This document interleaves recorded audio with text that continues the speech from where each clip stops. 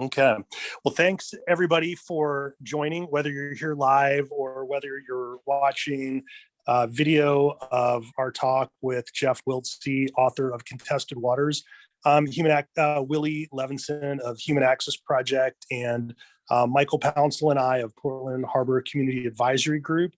Had an opportunity to read Jeff's book. It had a lot of impact on us, and we were fortunate to be able to reach out to Jeff and have him accept to be able to bring the research of his book to Portland. So I'd like to hand it over to Human Access Project's board chair and University of Montana Grizz alum, Tom Vandell, to introduce Jeff Wiltse of Montana, University of Montana.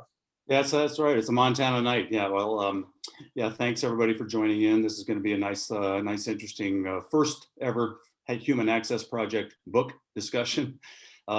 Anyway, Willie's been talking about this book, Contested Waters, and then he passed it out to a bunch of people, and we all read it, and we really all thought it was interesting about how racism has kind of been reflected through the history of swimming and public pools in America throughout the last 150 years.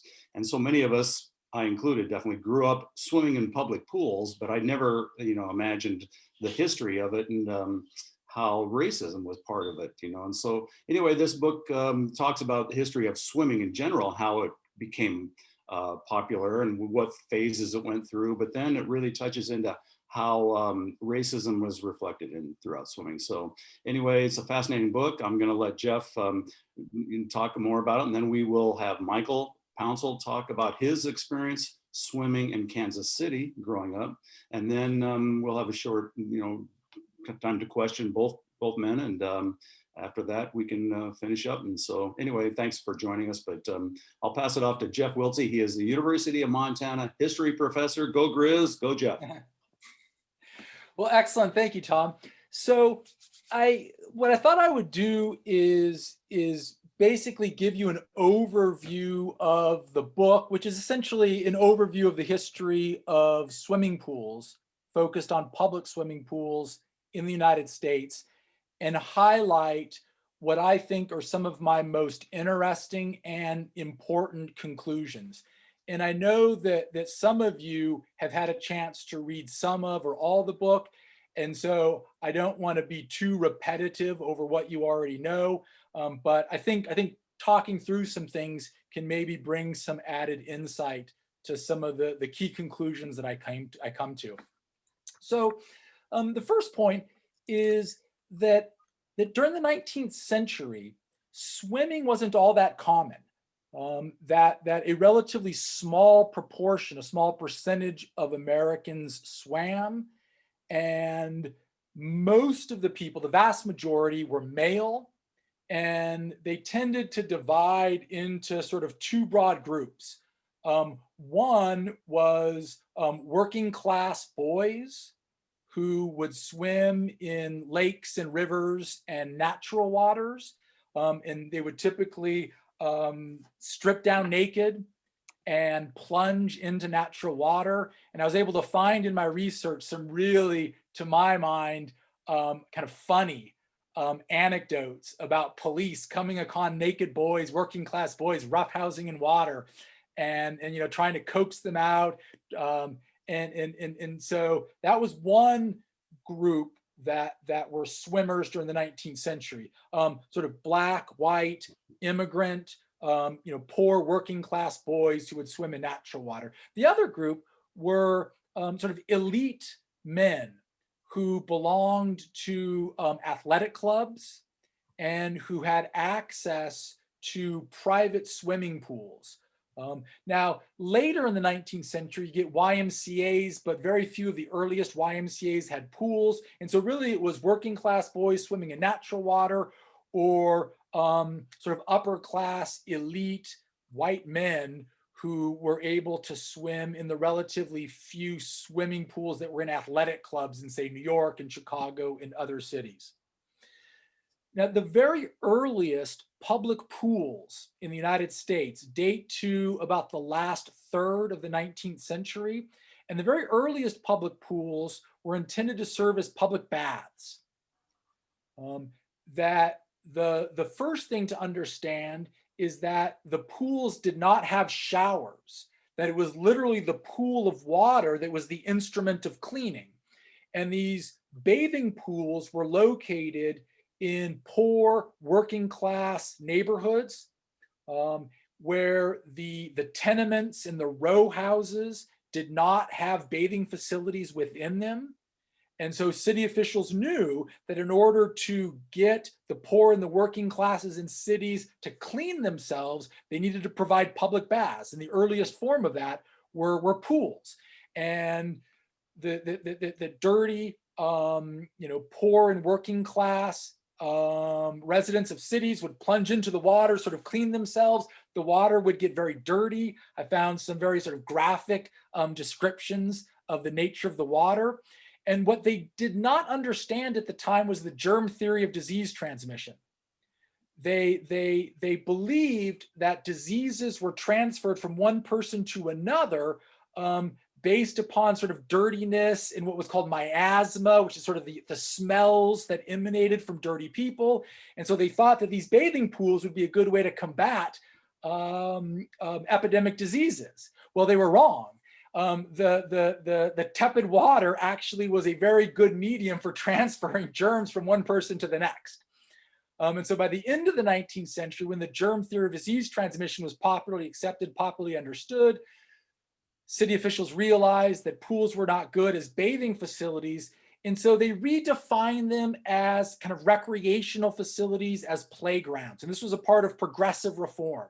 During the early 20th century, swimming pools now had baths attached to them, but they were still located in poor and working class neighborhoods of northern cities. So think Chicago, Pittsburgh, Boston, Philadelphia. Those were where pools were located, and they were located on playgrounds, and they were meant to serve children, poor and working class children. And in part, it was an attempt to make their lives more pleasurable, to give them something sort of pleasurable and refreshing to do during the summer. But there was also, and for those of you who know your US history, you know that this was an important thread of progressive reform, that there was also the desire to bring poor and working class boys, immigrants, Black Americans, native-born whites, under supervision, to pull them off of the streets, out of saloons, gambling dens, and then subject them to oversight. And that's what these parks and swimming pools were intended to do. Now, throughout the entire period that I've talked about so far, the late 19th century and the early 20th century, the social use of public swimming pools divided along gender lines and along class lines. So the pools during this period in time were gender segregated. Males and females either swam in separate pools or they swam in the same pool at different times. And because these pools were located in poor neighborhoods, they didn't attract middle class or upper class swimmers. Sort of middle class New Yorkers, middle class Chicagoans were not going to venture into the slums to go plunge into a public pool with poor working class kids. And so use of them divided along class lines and gender lines, not along racial lines. Now, my research focused on the northern United States. I purposefully chose not to focus on the South because I knew that the story of swimming pools in the South would be different. And I didn't want to do a regional comparison. I didn't want to be constantly saying this is what was going on in the North and this is what was going on in the South. Now, my research did dip down into border state cities. And so I did do research on St. Louis and Baltimore and Washington, D.C. and Kansas City. And so I don't go into the deep South, but I do go down into the border cities. And what I found is that in the late 19th and early 20th centuries, while the pools were gender segregated, Blacks and whites commonly swam together. And so I found evidence of this in many different cities, Chicago and Pittsburgh, Philadelphia, Boston, New York, even St. Louis. And I think St. Louis is a revealing example because St. Louis is a city with a Southern heritage that had, in certain spheres of public life, segregation is basically the social practice. And yet I found evidence that in this new urban space, that the pools, the bathing pools in particular, were not racially segregated. Now, all of this changes in the 1920s and in the 1930s. Now, there are a couple of pools prior to that. There's a pool in St. Louis, Missouri, Fairgrounds Park Pool, that was built in 1913. And in many ways, it anticipated what would happen throughout the rest of the country in the 1920s and 1930s. But generally, in the 1920s and 1930s, several things happened. So one, cities build large resort-like swimming pools. Now, the pools previously, the public pools in the late 19th and early 20th century, they tended to be relatively small pools, maybe 20 feet wide, 40 feet long, or maybe as large as, say, 30 feet wide and 60 feet long. During the 1920s and 1930s, cities throughout the country build enormous leisure resort pools. Some of these pools, in fact, many of these pools, were larger than football fields. They were absolutely enormous. Like Fairgrounds Park Pool, which I mentioned earlier, it was a circular pool that was 400 feet across. The very largest pool that I found was Fleischacker Pool in San Francisco. It was 120 feet wide and 1,000 feet long. And that's one of the photographs that I have in my book. And if you look closely at the photograph of Fleischacker Pool that's in my book, you'll see lifeguards out in the middle of the pool in a rowboat. The pool was so big that they would have a rowboat out there to patrol the waters. So cities build these large resort-like pools. And they wanted families to be able to use them together. They wanted these pools to be a vibrant public space that would bring thousands and thousands of people together, would bring families out together to this public space to recreate. And so public swimming pools became gender integrated during the 1920s and the 1930s. It is at that point in time that cities in the North and in the West, and swimmers in the North and the West, impose racial segregation.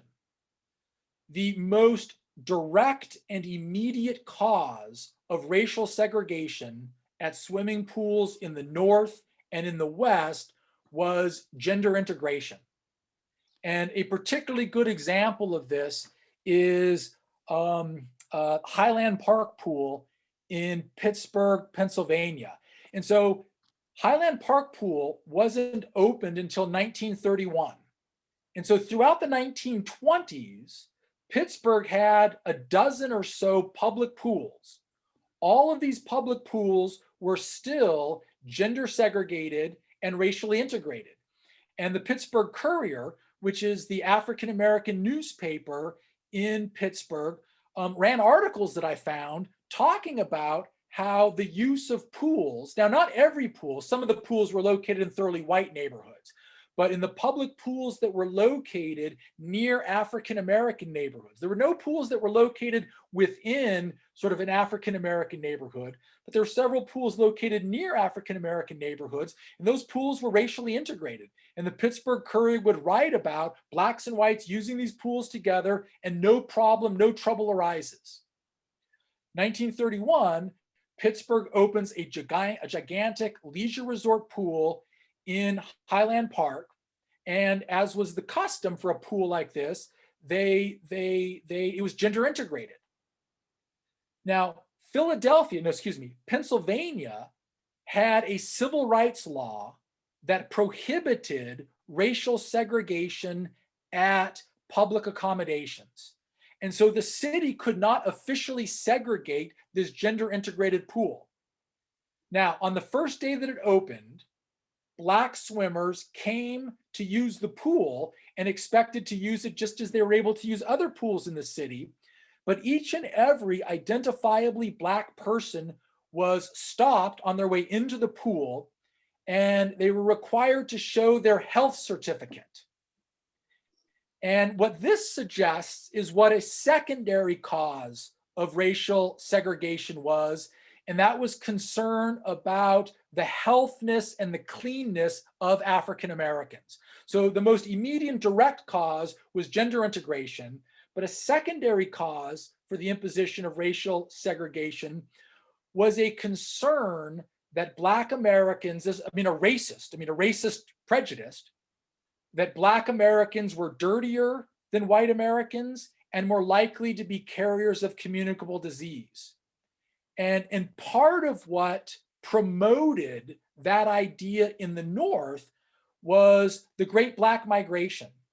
Between 1915 and 1930, about 1.5 million African Americans from the South migrated up to northern cities. They settled in northern cities. They got industrial jobs. This was at the same time in which immigration from Europe plummeted. And that was as a result of both World War I and then immigration restriction laws. And so what happens is that African Americans, Southern migrants, Southern Black migrants, replace European immigrants as the most conspicuous poor within northern cities. And these health and cleanliness prejudices that had previously been applied to European immigrants now get applied to African Americans. And so when African American swimmers show up at Highland Park Pool, they're asked to show health certificates to get in. Now, the reality was this was just a device to prevent Black Americans from entering the pool. No one had health certificates. And so this just became a justification from blocking them from entering a now gender integrated pool. Well, the local NAACP, protested, filed complaints. The city's mayor says no further discrimination will occur. And so a couple of days later, another group of about 50 young teenagers, African Americans, arrive at the pool. They're admitted, they make their way into the water, and a mob of several hundred whites attacked them in the pool. They held them underwater to simulate as though they were drowning. They punched them, they kicked them, and they literally beat them out of the water. And in the days after that, literally mobs of whites would wait outside the pool, and any African Americans that tried to come to enter the pool, they would beat with clubs and sticks. They threw rocks at them. And there were police that were stationed at the pool. And so the police stood by, watched these beatings occur, and I kid you not, they then arrested the Black victims, charging them with disturbing the peace and inciting riot. And it's just a long way of saying that in cities and in states where segregation could not be imposed officially, it was instead imposed through violence and intimidation by white swimmers with the tacit approval of the local police and city officials.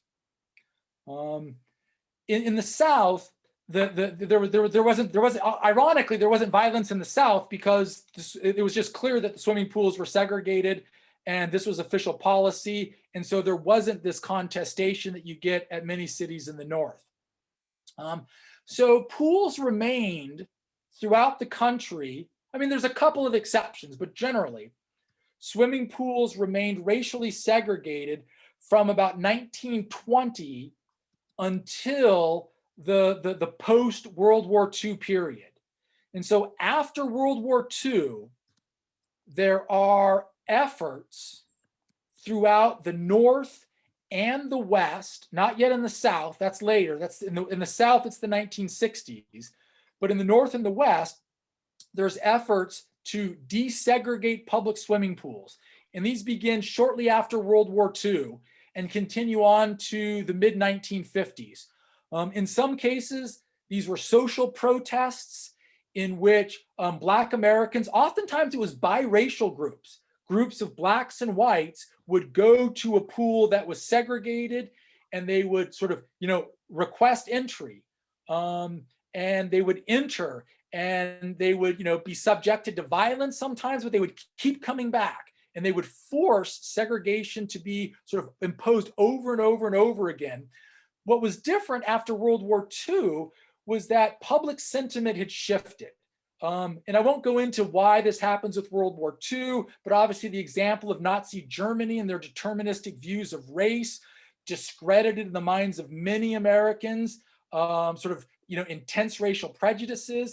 It was also that in the United States during the war, there was this PR effort, essentially propaganda about how the United States was fighting for equality and justice.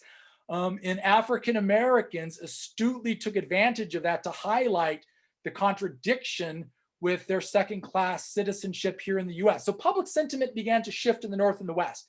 And so social protest was one means. Another was legal protest. And the NAACP played the vital role in this. So the NAACP filed suit after suit after suit, and they won. Federal judges began consistently. This is before Brown v. Board of Education. We typically think of 1954, Brown v. Board of Education, school segregation as being sort of the watershed for undermining the separate but equal premise that comes out of the Plessy v. Ferguson decision from 1896. Years before Brown v. Board, there were federal judges that were mandating cities desegregate their pools, ruling that segregation was unconstitutional in swimming pools. So you get this wave of desegregation in the 10 years after World War II in the North and in the West. What happens, though, is that in many communities, white swimmers abandoned pools that became accessible to Black swimmers. And I provide many examples of this in my book of as soon as Black swimmers get access to a pool that had previously been all white, almost all, if not all, the white swimmers abandon it, and it suddenly shifts from being all white to all Black. And white swimmers, they either retreat to public pools that are located in thoroughly white neighborhoods that are more intimidating for Black residents to access, or they move out to suburbs. They join private pools, and they isolate themselves from people of color by joining private clubs.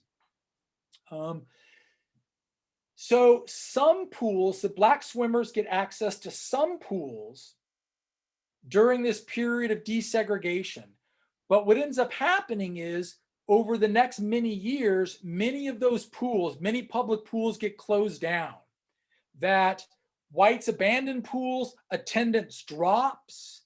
And when these public pools are now being used by Black Americans, they're not as high of a public priority as they had been previously. And so in many cases, cities begin to underfund maintenance on the pools. The pools become dilapidated. Cities then aren't willing to pay for the repairs. And so they then close the pools. And so yes, Black Americans got access to some new pools as a consequence of desegregation, but not nearly as many new pools as you would think. Many remained off limits because they remained in thoroughly white neighborhoods. And many of the pools that they did get access to were shut down within, say, 3 to 6 years because they just simply weren't a public priority. Now, as public swimming pools during the post-war period, during the desegregation era, are in decline, private swimming pools surge in popularity. And this is occurring mostly out in suburbs, in which millions and millions of almost exclusively white Americans are moving out to suburbs. If you haven't read, there's some really, really good scholarship that's come out recently on racial discrimination in housing during the post-war period, especially suburban housing. This is really, really important scholarship. And what I write about with swimming pool connects with it, because the whites that are moving out to suburbs and Black Americans systematically are denied access to suburban housing during this period of time by government policies, by lending policies, and by discriminatory practices by home builders. It's not just, oh, those bad home buyers want to keep Black people out. It was systemic and systematic. It was home buyers, home builders, banks and lending institutions, and the FHA and other government institutions that systematically prevented Black Americans from being able to buy homes in suburbs. And that's where you get literally this explosion of private club swimming pools and private backyard swimming pools that facilitate this tremendous growth in the popularity of swimming as a recreational sport. These suburban club pools become the seed beds for competitive swimming, youth competitive swimming, which helps explain why competitive swimming was dominated for so long by whites, because these private club pools were the seed beds for that. And so that's sort of the post-war period. I know I'm kind of taking a while. I'll try to come to a close here quickly. But I've got to mention at least one or two more things. So during the mid to late 1960s, beginning in 1967, 1968, suddenly the federal government begins funding inner city swimming pools, especially intended to serve African-American communities. And if you know your history, you'll know what the reason for that was. This was one of the federal government's responses to the violent protests. I mean, we used to call them sort of race riots of the mid to late 1960s, but scholars have started to argue against this because it makes it seem, well, these angry urban Blacks are rioting. This is protest. They were protesting against sort of lack of economic opportunities, the pervasive discrimination that limited their access to recreational opportunities, that limited their ability to live in homes and neighborhoods that they wanted to maybe move into. Any which way, I mean, these were violent protests. In response to that, the federal government began funding swimming pools in urban neighborhoods, especially intending to serve African-American communities. And as federal officials like literally said, this was to cool down angry Blacks. That this was sort of the idea that the rioting, the violence, the protests were occurring during the summer. Let's try to cool them down, provide swimming pools. But they weren't actually willing to invest much money in this. Instead, what they provided were hundreds of mini pools. And these mini pools were about 15 feet wide, about 20 feet long, and they were 3.5 feet deep. They were basically big enough for about 10 to 12 kids to get in and kind of splash around. And so they weren't willing to fund the type of swimming pools, like the leisure resort pools that they were willing to fund for whites back during the 1920s and 1930s. They weren't willing to spend that money to try to provide viable recreation for Black Americans. And so they did it on the cheap and provided the mini pools. The last thing that I'll say is that really over the last 50 years or so, access to swimming pools and access to swimming lessons have increasingly divided along class lines. And so from say 1920 to 1970, the clear social division and the social inequality in accessing swimming pools and swim lessons was racial. And it was racial prejudice, segregation, racial exclusion. Over the last 50 years or so, it's not as though we don't have racial prejudice and racial inequality. We still do. Some of that is a legacy of previous discrimination, which I'm happy to talk about if anyone wants to ask me about it. There's also clear examples over the last 10 to 20 years of whites still being resistant to swimming with African Americans. I've written sort of op-eds in newspapers about this. So we still have that. But in terms of structurally, what we really have now is an increasing division along class lines, that there is an abundance of private swimming pools that if you have enough money, you can afford to access. But we still have, to my mind, a dearth, a lack. We have an inadequate supply of public swimming pools at which poor and working class Americans, whether they be sort of Black, white, Latino, Asian, I mean, whatever the racial ethnic identity is, that poor and working class Americans are much, much more limited in their access to swimming pools because we have too few public pools and a whole lot of private pools. And what we're going to find going forward, and studies have already shown this, but it's going to become more pronounced, is that much like we have now a race-based disparity in swimming and drowning rates that to my mind is in large part a consequence of past discrimination. What we're going to find going forward is increasingly a class-based swimming and drowning disparity based upon the privatization of swimming that's occurred over the last 50 years. So let me end there, and that covers some of the important things that I wanted to get at. And now, Michael, I'm really curious to hear about sort of your experiences.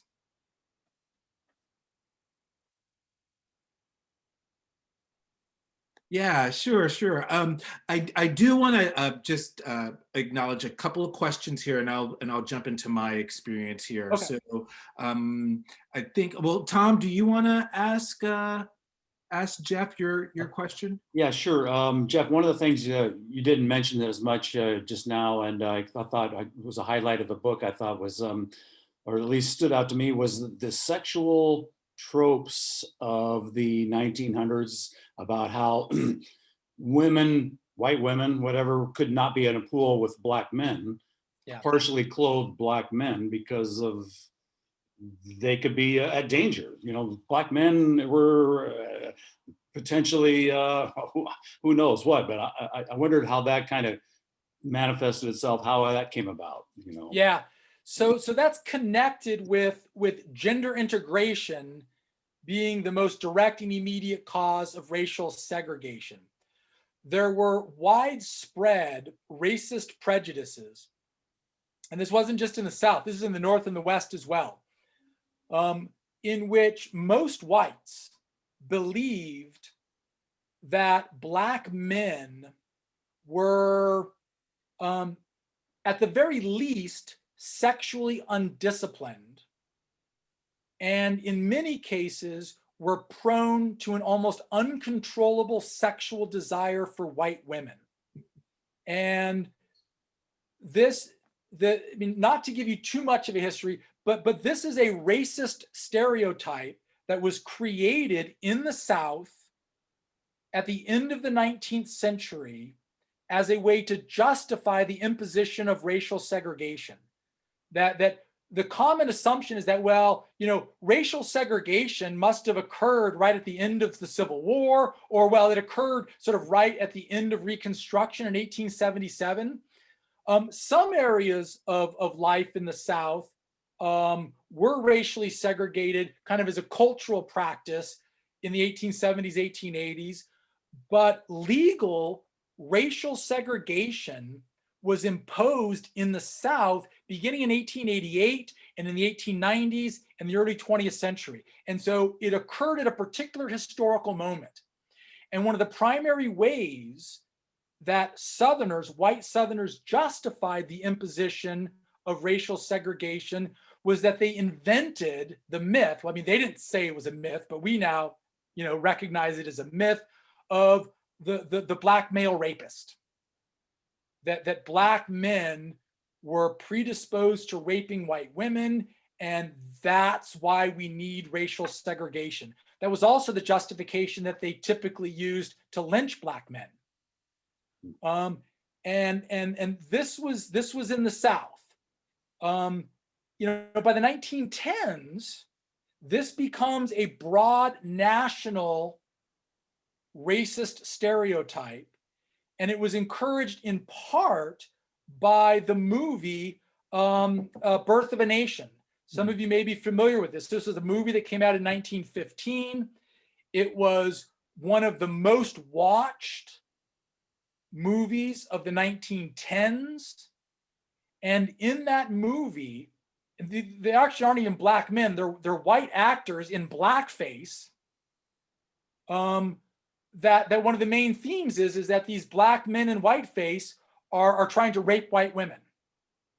And it's just sort of grotesque. But that there's multiple instances in the movie of Black men trying to rape white women. Any which way, this helped popularize the idea of Black men posing a threat to white women. So when you think now about a swimming pool is a very intimate space. It's visually intimate in terms of seeing people mostly unclothed. It's physically intimate in which you share a body of water that sort of dissolves boundaries. People touch one another. You're in a crowded space. And it's socially intimate, that you get to talk with people, meet one another, make a date, flirt. And essentially, white Americans, the vast majority of white Americans, you'd be hard. I mean, even Jane Addams. I mean, if you know your U.S. history, Jane Addams was a prominent progressive reformer. I mean, Saint Jane. You'd be hard pressed to find a more saintly figure in U.S. history. She is on record as having written that Black men are predisposed to sort of sexual aggression towards white women. I mean, this was pervasive. And so for this reason, white Americans in the North and in the West, and obviously in the South, were unwilling to allow Black men to share this intimate public space with white women. And I know that this is uncomfortable subject matter to talk about, and I apologize for that, but I'm a firm believer that we really have to understand sort of the full scope and reality of history, and it doesn't make sense to sugarcoat things. Thanks. Yeah, thank you for that, Jeff. Yeah, that's one of the things I loved about the book was that the way that you went after the subject on a scholarly level, but also how frank you were. You're to the point, and I really appreciated that. I thought that was really great. So I guess I just want to say this before we start, that if folks have questions and you want to place them in the chat, I can read those off, or raise your hand, and then we can unmute you and you can ask Jeff the question yourself. So a little bit of my history with swimming pools. So I grew up in Kansas City, Missouri, and it's amazing to think back on this because this was 1975, and I was five or 6 years old, riding a bike 7 miles to this swimming pool. There was a creek that ran through our city. It was paved, and you could take your bike down to the creek and be off the roads, and you can go into one of our large parks called Swope Park. I believe it was designed by the same architect that designed Central Park in New York City. And so it was a very cool Greco-Romanesque kind of park in the city, just massive. And so they had this amazing pool there. And it's so funny because that whole line thing in your book where the kids were kind of pushed back to the end of the line, that happened to me, which is really really funny. And I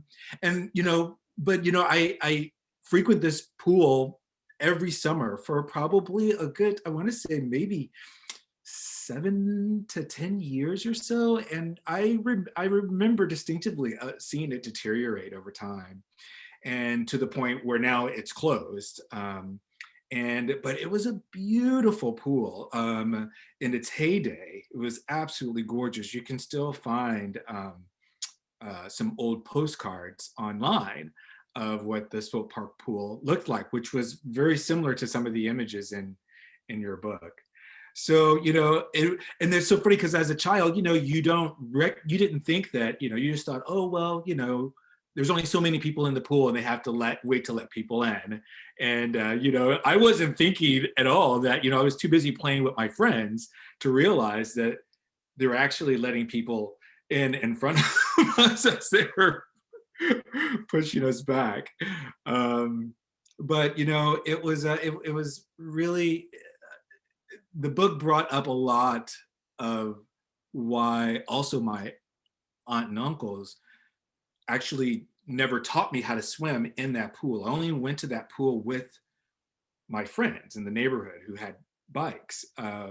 I learned how to swim in an apartment complex pool, and that's where I actually learned how to swim. I mean, it wasn't at the Swope Park pool, so it was sort of a private pool, and I think a lot of it was because they didn't want to deal with, the being ostracized or having to deal with being pushed back. There was a fair amount of that in Kansas City. There was an amusement park called Fairyland where we experienced, a lot of, there's basically Black people were allowed to go there like once a week up into the late 60s or so. And so that it's hard to change habits when they're set in. And so people just didn't go. And then there's also the Grove in Kansas City, which was another beautiful pool. And today, if you look at it now, it's like what you said, it's almost like a small bathtub. I mean, it's not nearly like this wonderful outdoor water area that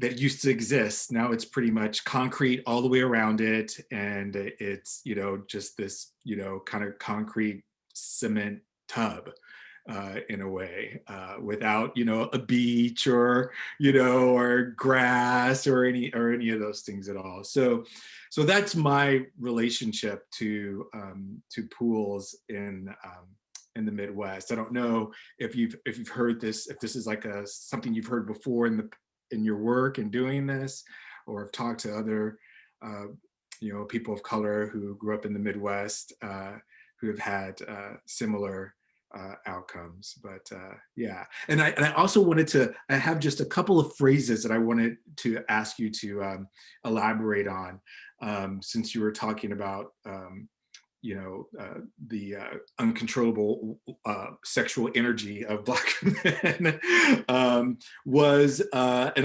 just if you just elaborate on this. So I said one earlier, the wiles of the sea vamps. I thought that was a very interesting line, if you could elaborate on that. The exhibition and voyeurism, and the other one was the full voltage of cosmic urges. So I'll leave you with that. Yeah. So all of those relate to the gender integration of swimming pools during the 1920s and 1930s. And so, as I've already talked about, the gender integration led to most directly the racial segregation of pools. But you now have this intimate public space in which people reveal themselves in public to strangers in a state that is sort of, with less clothes than in any other sort of urban public space. And so one of the things that had to get sorted out at swimming pools after they were gender integrated is what would be the acceptable attire, what would be the acceptable clothing, what would be the acceptable nature of interaction between males and females, essentially what sort of culture would now exist at pools that were gender integrated and were leisure resorts. And so these large pools, they weren't just large, they had sun decks. Many of them had artificial sandy beaches where people would lay out. And so you now have people tanning themselves. You have especially young women pushing the boundaries of what was acceptable attire. So when swimming pools were first gender integrated in the early 1920s, women were still expected to cover most of their bodies so as not to draw attention to themselves. But young women, for a whole host of reasons that I suspect you all can speculate about as well as I can, wanted to show more and more of their bodies. And so one of the things that I document in the book is the shrinking size of swimsuits. And sort of the 1920s and into the early to mid 1930s, the size of swimsuits that swimmers are wearing shrink, exposing more and more and more and more of their bodies. And what I argue is that this essentially turns swimming pools into sexually charged public spaces. And so the quotes that you offer are sort of all related to swimming pools as sexually charged public spaces.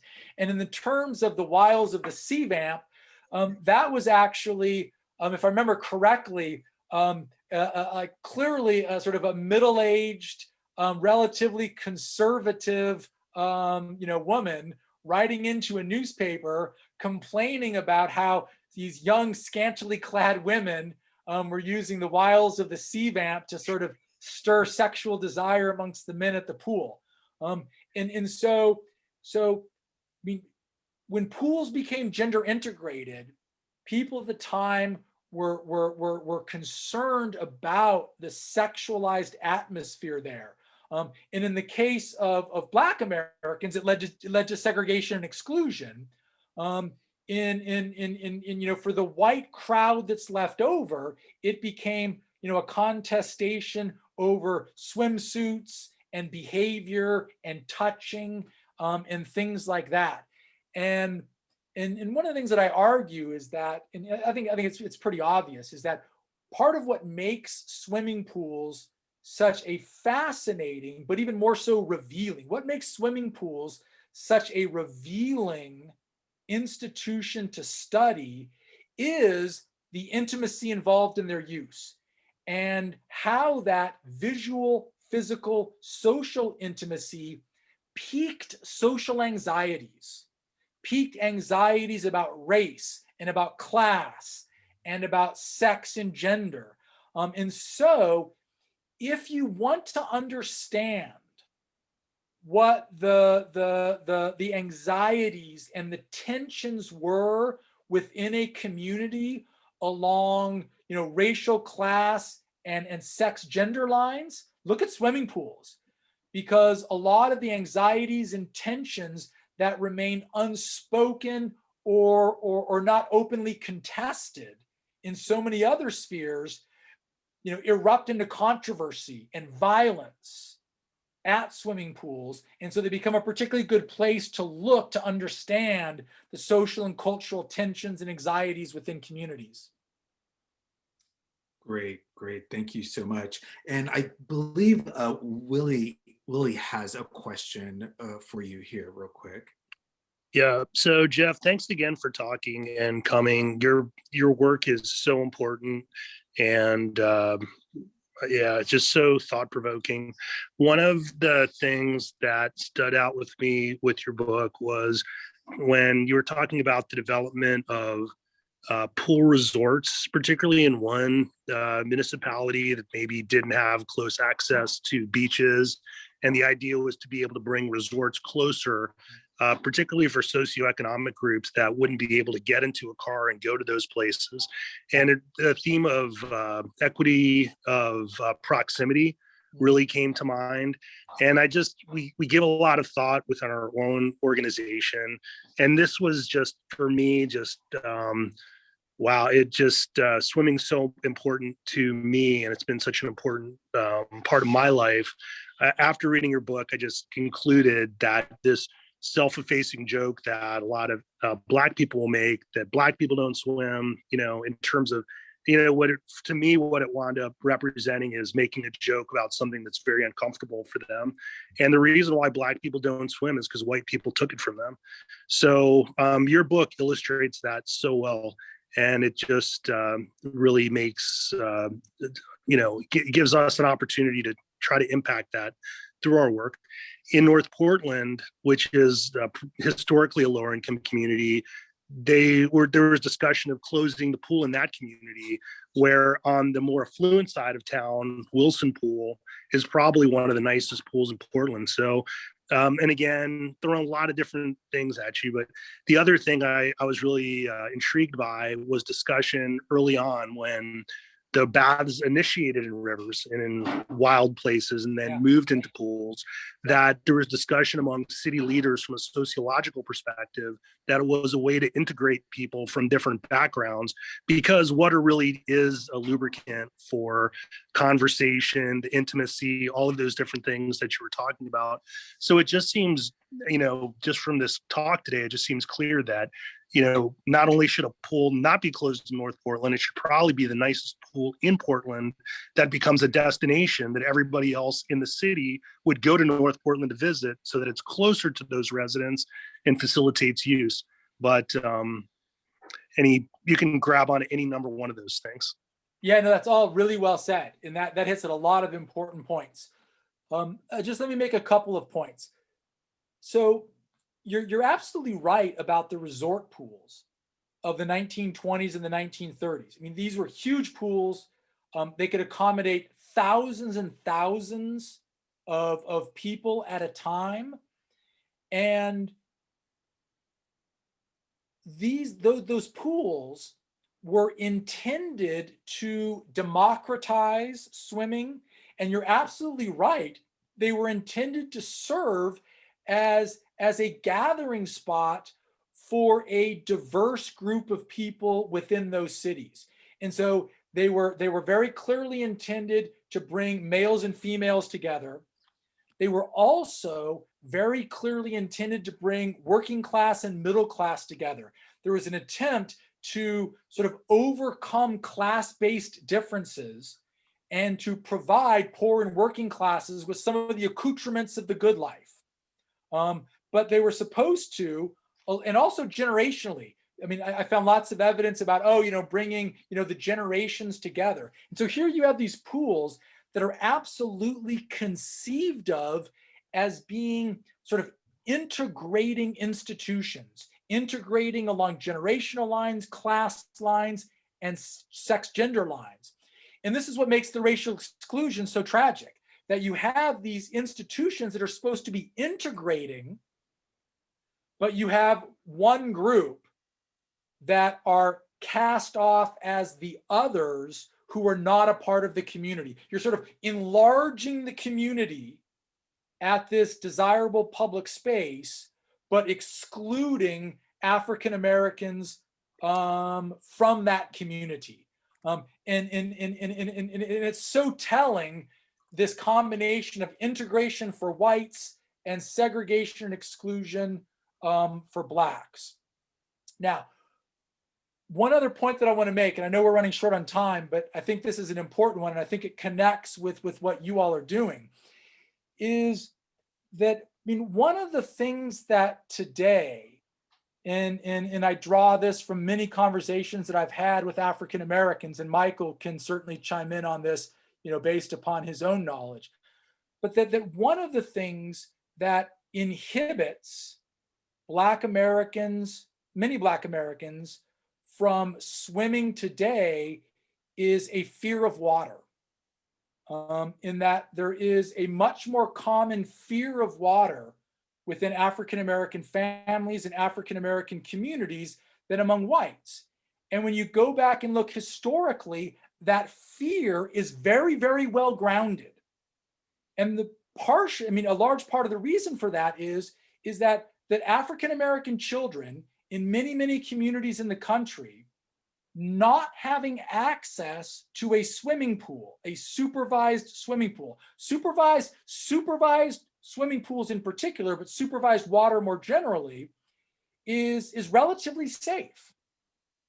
But Black Americans in so many communities didn't have access to a swimming pool, but they still wanted to cool off and refresh and splash and have fun. And so they would go and swim in natural water. They would go and swim in rivers or ponds or lakes, which are far, far more dangerous when they're unsupervised. Unsupervised lakes and rivers and ponds are much, much more dangerous. And so you go back, look in newspapers during the summer, so many Black children drown from swimming in the more comparatively dangerous unsupervised natural water than supervised swimming pools. And this quite reasonably led to a much broader fear of water and fear of drowning within African-American communities. And so what's happened is that where white parents, because they grew up swimming, pass along swimming and swim lessons to their children, in many African-American families, what gets passed along from grandparents to children is a fear of water. And that's one of the limiting factors. Yeah, I would agree with you with that, especially for urban Black Yes, folks. yes. My family was fortunate enough to have a small farm in southern Kansas, so I did have an opportunity to have my aunts and uncles to teach me how to swim, because that's where they learned how to swim, and I only swam with them supervised as well. But yeah, that's pretty much nail on the head there for sure.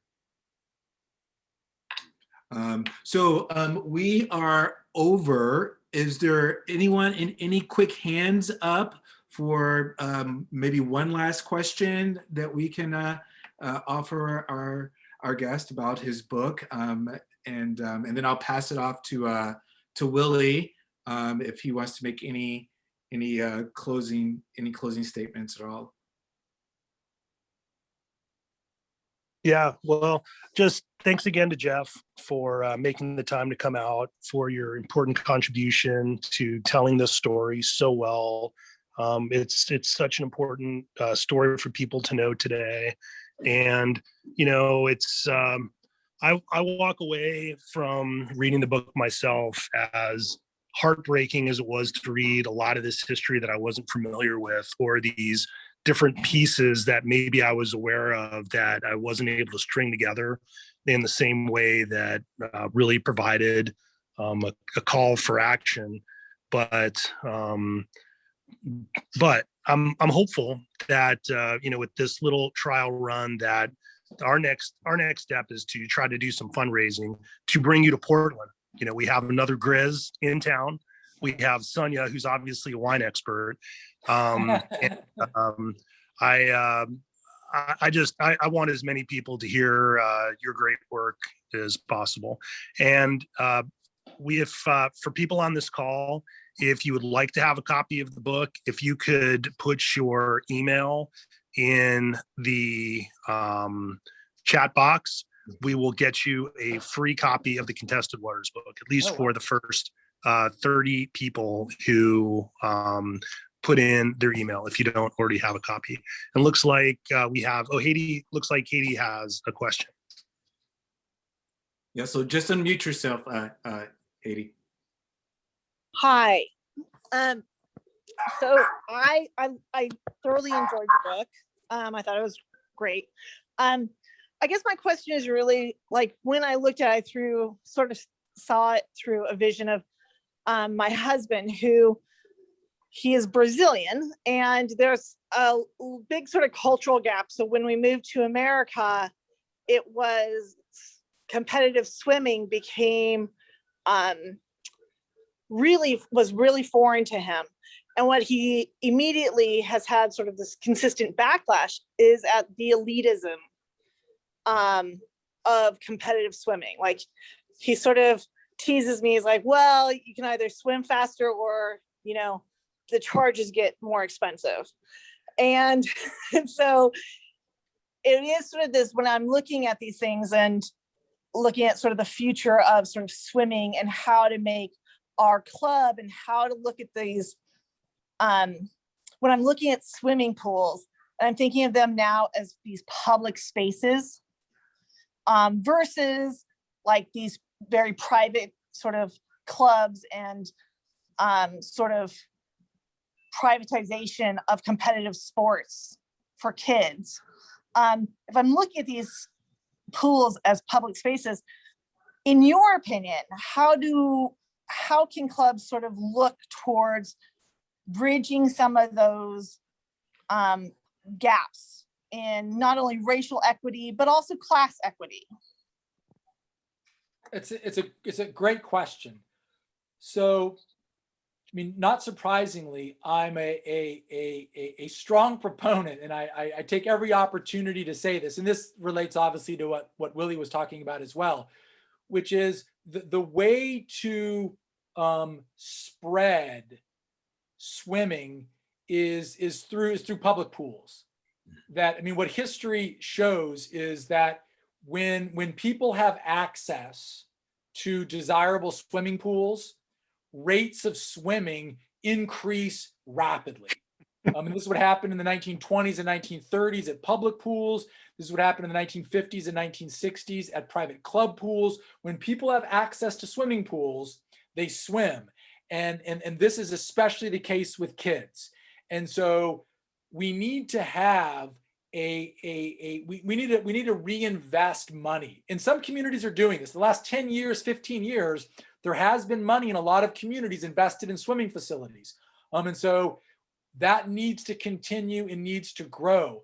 But more immediately, what I'd really love to see is private clubs that already have strong swimming programs, that they do outreach programs, and they make their pools, they make their swim teams, swim lessons, swim coaches available to lower income people within their communities. And the problem is that that higher income people, kids from middle upper class families that grew up at these pools, have been on these swim teams, I mean, they have an advantage already. But I think there needs to be outreach by private clubs that makes their resources and facilities available more broadly within their community, not just to the members that can afford them, but more broadly to lower income families and kids. Okay. So, and Tom, I know we are out of time. Are you willing to take another question? If not, we can go ahead and go. But Sure. We do have, I believe that's Mark. Sure. Has his hand up, Mark. And Haiti, you can lower your hand if you like. Yeah. Yeah. Let's see. How do I do that? Oh, anyway, I'd just like to make a comment. I'm a friend of Willie's and Tom, and I love what the talk you gave, Jeff. And I also love the connection with Michael. I grew up in Kansas City. I'm in Kansas City right now. It's behind me. And I know exactly what Michael's talking about. I'm familiar with Fairyland Park and Swope Park. I remember going to a pool, Blue Hills Pool, which was I think it was off of Troost or Paseo. And for some reason, my family stopped going there. And of course, I was part of the white flight to Johnson County and just was sheltered. Eventually, we were out with the private pools, and, we never had to go back into Missouri. We were the tax drain of Kansas City went to Kansas, and all the money dried up for everything in Kansas City, Missouri. And of course, a lot of the public pools, but I'm familiar with that and would love to sit down and talk with Michael sometime. I know I have a love-hate relationship with Kansas City. That's why I moved to Portland.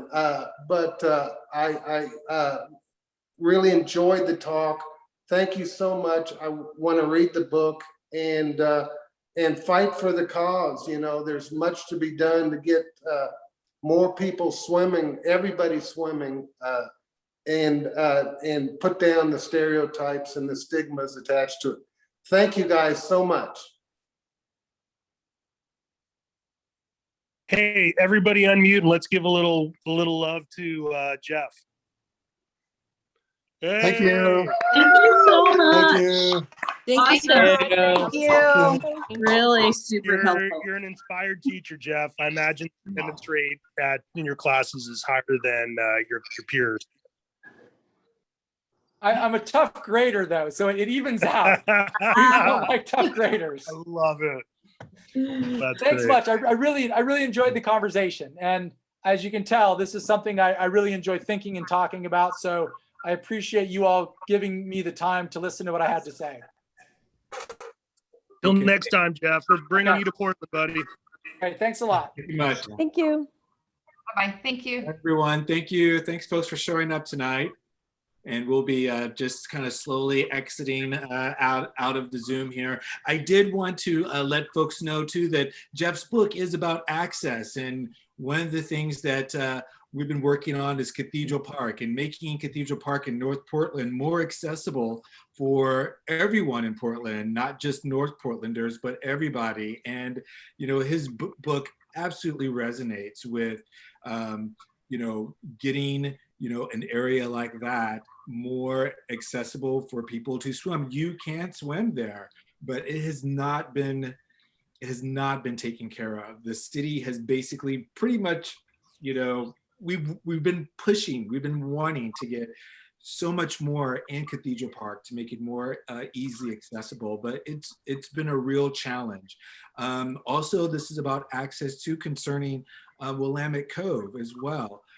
So, you know, if there's any way that we can, you know, put our voices together to make sure that the city pushes to do the right thing with Cathedral Park and work with the community members there on the master plan to improve the park there, and also work with Metro so that we can get another wonderful, accessible, awesome park at Willamette Cove for Portlanders. That's part of the Greenway Trail.